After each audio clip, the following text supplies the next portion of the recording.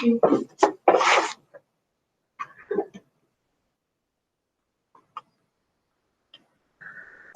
right.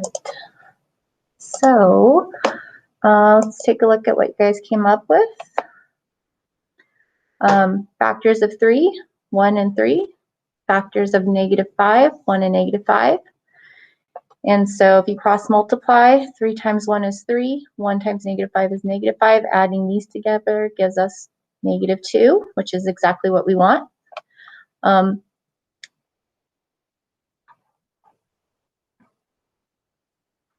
thought I had another one of these. Oh, here we go. Here's one with the x in it, okay? And it's exactly the same. So when you write out your two factors, you read it from left to right in rows. So 1, x, 1. And this is positive 1, so you'll put 1x plus 1. And the second row is your second factor, 3x -5. 3x -5.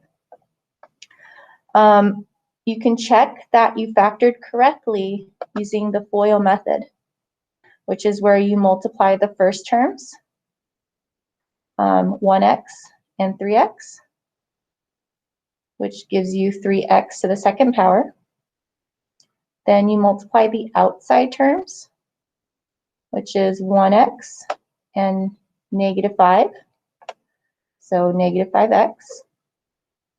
Then multiply the inside terms, 1 and 3x, which is 3x. And last, you would multiply the last terms. 1x and -5 gives you -5. Of these 4 products, the 2 in the middle are like, so they add together to give us -2x. And so since 3x squared minus 2x minus 5 is the original quadratic polynomial that we started with, we know we factored correctly. So we're going to still be factoring today where this coefficient is not 1, but now we're going to see what it looks like when this is part of an equation. So we're going to have like equals 0 here with it as well. So I am going to turn student pace on. So it may jump your screen around, okay? But I'm going to move to slide 7 right now. And these are our steps to solving a quadratic equation by factoring. These are the same steps that we were using on Tuesday to solve those quadratic equations by factoring. It's the same set of steps. First thing, you rearrange the equation so that the right-hand side equals 0. And in the problems we're looking at today, this first step will already be done for us. Step 2, factor the left-hand side. And that's what we practiced yesterday and right now in the warm-up. Step 3, use the zero product property and set each factor equal to 0. And finally, step 4, you would solve each equation, and that would give you the 2 possible answers. I'm also going to show you how we can check our work a little bit easier than plugging back in and doing all the algebra. We're going to use Desmos to check our work. Before we do the examples for this, I do want to go back and just show you the solutions to practice on your own from yesterday. So these were the ones I wanted you to finish and practicing on your own, and I do want to go over the solutions. Quite a few of you figured it out, okay? So for the first problem, 7x squared plus 6x minus 1. The 2 factors that multiply to give you +7 are 1 and 7.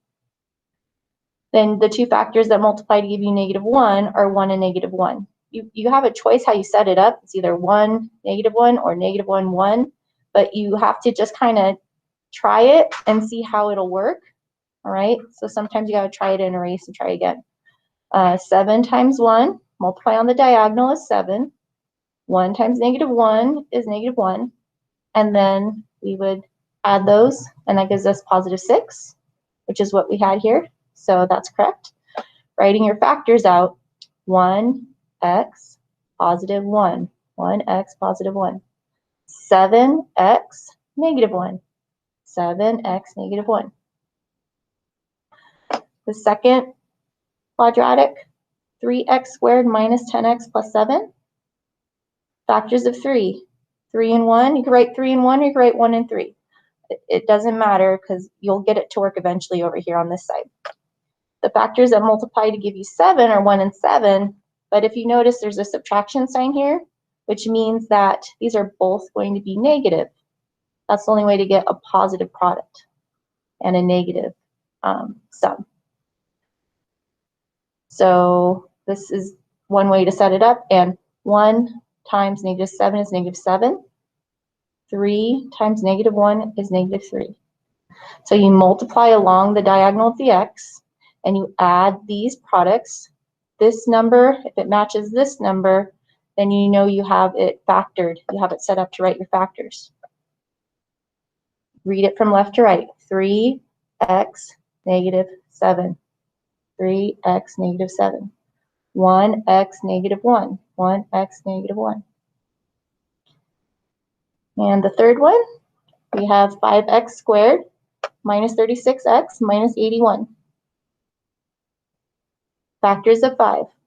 You have 1 and 5. You could also write 5 and 1, right? Just pick one way to write it, and when this first term is positive, keep these both positive and only play around with these other two terms, trying to get the puzzle to work. Factors of 81, negative 81, there's quite a few, but the two that are going to work are negative 9 and 9. When you cross multiply, 5 times negative 9 is negative 45. 1 times 9 is positive 9. These add to negative 36, which is our term here in the middle. So we're ready to write our factors out. Reading from left to right, top row, 1x minus 9. Bottom row, 5x positive 9. And then this person also showed how they were checking their work with FOIL to make sure that they come back and get this original expression on each of these. So nice job. This person also got them all correct, right? So there were 4 of you that did that. When you are trying to get this to work, you know, I don't know how easy it is to use Pear Deck, but you can always be using a whiteboard or pencil and paper. Whiteboards are nice because you can write down like a possibility and check it. And if it doesn't work, just erase it and try something else until you get it to work. All right, so we are going to go to the example page. So now I'm on slide 8. And I'm going to show you how to solve by factoring. We're going to solve the following quadratic equations. These are equations now because they have an equal sign. And so this first one we're going to do together, 5x squared plus 18x plus 9 equals 0. If I want to solve it, I need to look at those steps. Step 1, rearrange the equation so the right-hand side equals 0. Well, lucky for us, that's already done. I don't have to worry about that. Second step, factor the left-hand side. So that's where we are right now. We're going to factor just the left-hand side. This is what I was just showing you how to do again. All right, 5x squared plus 18x plus 9. Since these are both addition, everything's going to be positive.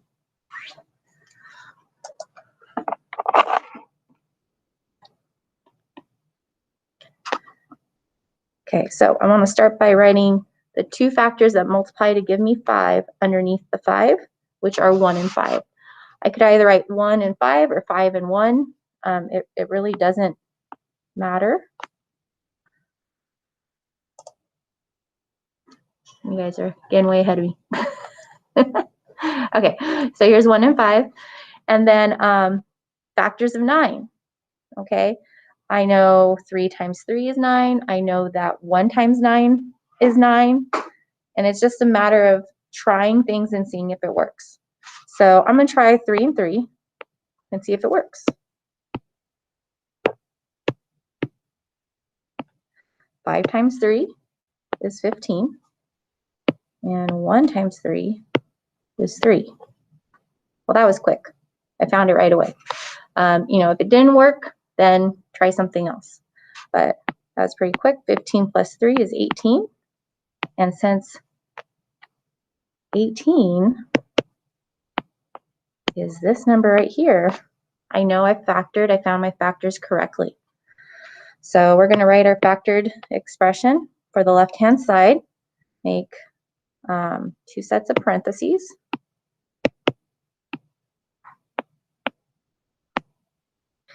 First set of parentheses, reading from left to right, we have 1x plus 3.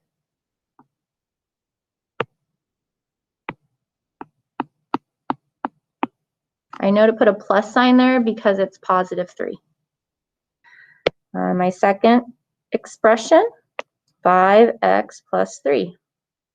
Again, because that's positive 3, that's why I'm going to use a plus.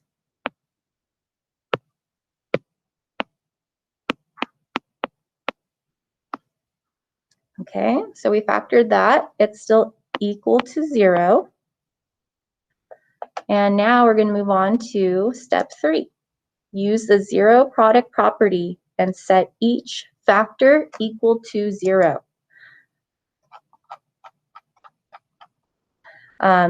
We can do that because, look, we have something times something equaling 0. The only way that can happen is if one of those somethings is 0, equals 0. So that's what that's why we're able to set each factor equal to 0.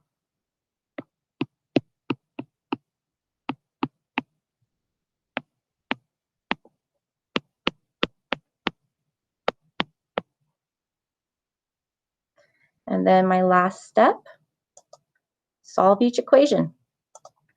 Okay, so now we're just going back to what we know about solving equations. Inverse operations, we're going to subtract 3 on both sides here so that we're left with just 1x equals negative 3. Or other side, 5x plus 3 equals 0. We're going to subtract 3 from both sides. Gives us 5x equals negative 3. Well, I want to divide out 5 on both sides. So x is equal to negative 3/5. Okay, which is also equal to negative 0.6. And the reason I rewrote it as a decimal, you'll see in a second. So these are my 2 solutions to this quadratic equation. And I want to check my work now. And so before we were checking our work with the equations, you just take this, plug it in where the x's are, and see if you get a true equation. That still works, but I'm going to show you a much easier way to check your work. And it's just going to be using Desmos. All right, so make sure you're on the Meet tab so you can see how you do this. When you go to the Desmos graphing calculator, I'm going to type in this equation.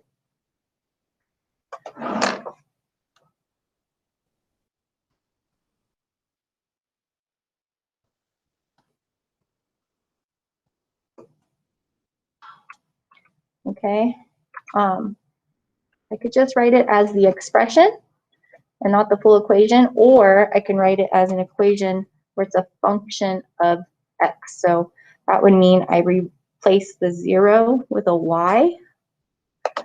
That's one way to do this, and I need to adjust my zoom. Okay, so the graph of a quadratic equation is a parabola. This is a shape called a parabola.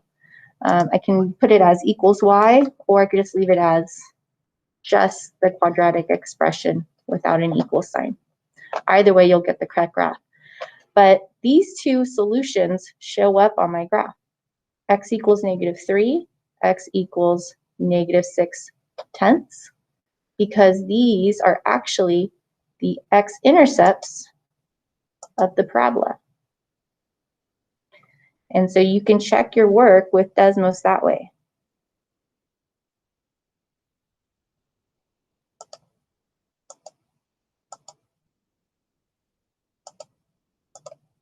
Okay, So we're going to go ahead and do the next example. And we have 12x squared minus 36x plus 15 equals 0. Do you notice anything about the terms on the left-hand side, the coefficients and the constant? Do you notice anything about 12, 36, and 5?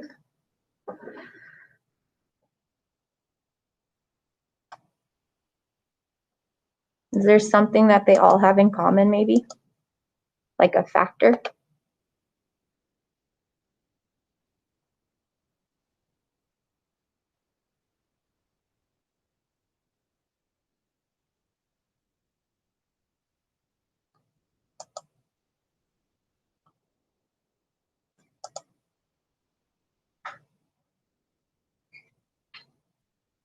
Thank you, Adriana. Yeah, they all have a common factor of 3. So this is an example of where there's a GCF that we want to factor out to make our life a little easier. Now, if I didn't notice that and I just went ahead and tried to factor 12 and 15, it would still work. It might take me a little longer because the bigger these numbers are, the more combinations there are to try. So if you do happen to see that those numbers are a little bit larger, look for a GCF. There might be one there, and there is one here, and it's 3. So we are going to write out the GCF on this one.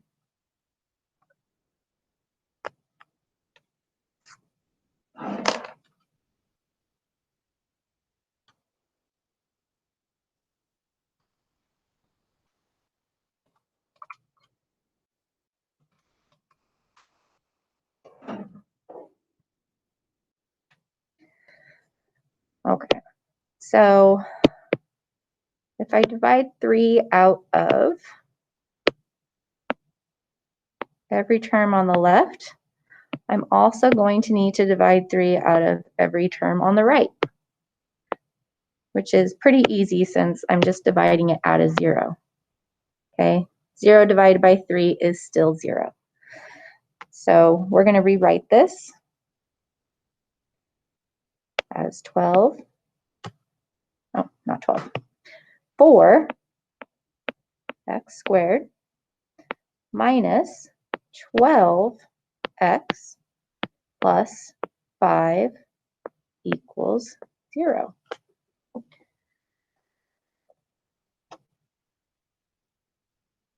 And this is easier to find the 2 pairs of factors that are going to work. Okay, there's less combinations that I have to guess and check and try. Step 1, make sure it's equal to 0 on the right. It is. Step 2, we're going to factor 4x squared minus 12x plus 5. So factors of 4, I could try 1 and 4. I could try 2 and 2.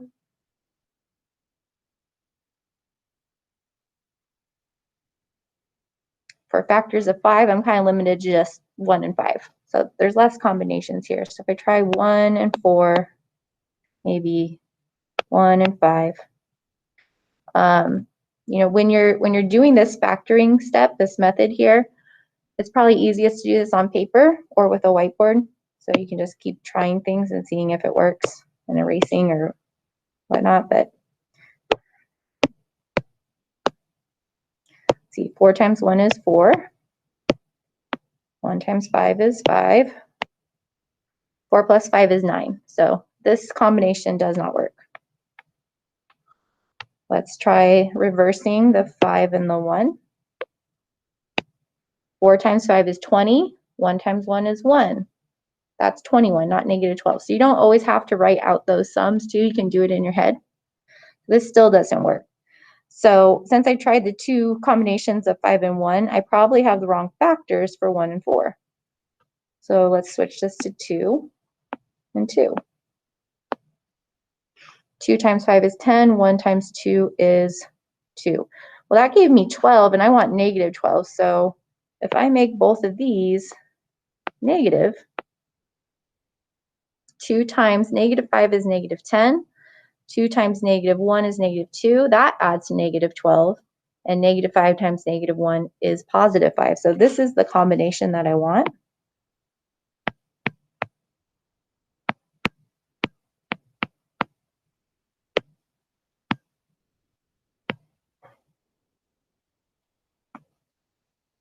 And so it's just a matter of playing around with the numbers until you get it to work. So our first factor, reading from left to right, top row we have 2x minus 5. Second factor, bottom row, reading from left to right, 2x minus 1. And that's all equal to 0. We're now going to use the zero product property and break this into two equations, because if I have something times something equal to 0, one of those somethings has to be 0. That's the only way to get a product that equals 0. Either 2x minus 5 is 0 or 2x minus 1 is 0. 2x minus 5 equals 0, or 2x minus 1 equals 0. We're going to solve each of these. On the left, I'm going to add 5 to both sides, which gives me 2x equals 5. I'm going to divide both sides by 2. Let's use a different color that you can see. So x equals 5 halves, or 2 and 5/10. Coming over and solving the other equation, add 1 to both sides. 2x equals 1. I'm going to divide both sides by 2. So x equals 1/2, or 0.5.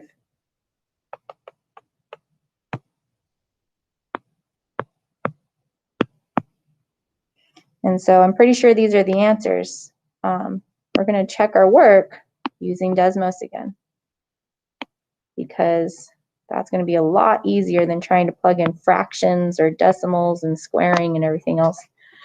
I don't want to do that. I don't want to plug a fraction in here and deal with all that.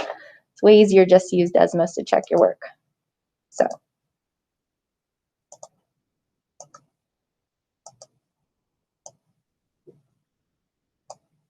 here's our original equation. Clear this out. So when you use Desmos, either just write the expression 12x squared minus 36x plus 15, or you're going to write it equal to y. It won't graph it if you put equal to 0. It'll graph something different.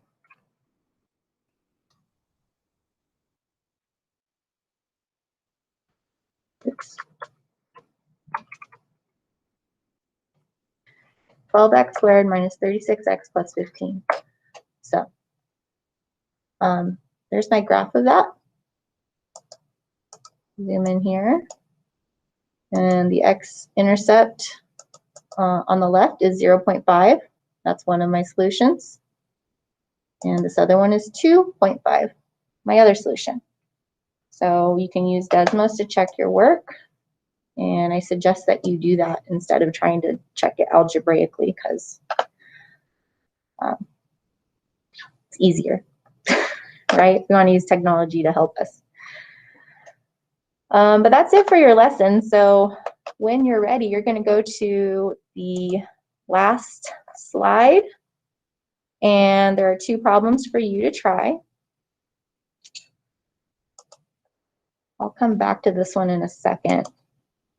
So these are the 2 you're going to do. 4x squared plus 16x minus 48 equals 0. And 2x squared plus 7x minus 30 equals 0. One of these has a GCF that you can factor out to make your life a lot easier if you do that.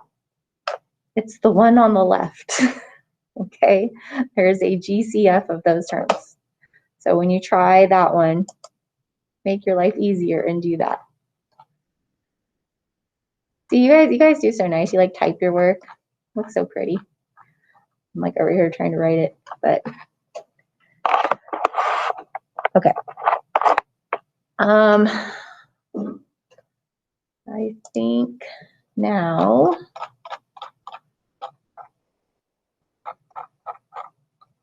I'll leave that there. So you're going to finish slide 9 when you're ready. I'm going to check your work through the Pear Deck. If you have questions, stay and ask them. If not, you're free to leave the meet and work.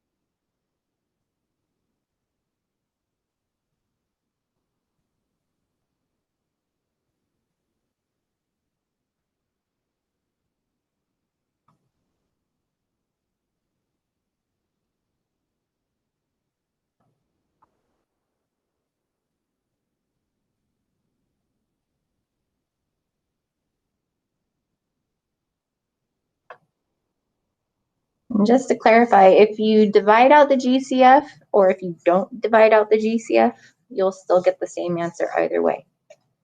It's not something you have to do. It just makes the numbers smaller and less combinations to try.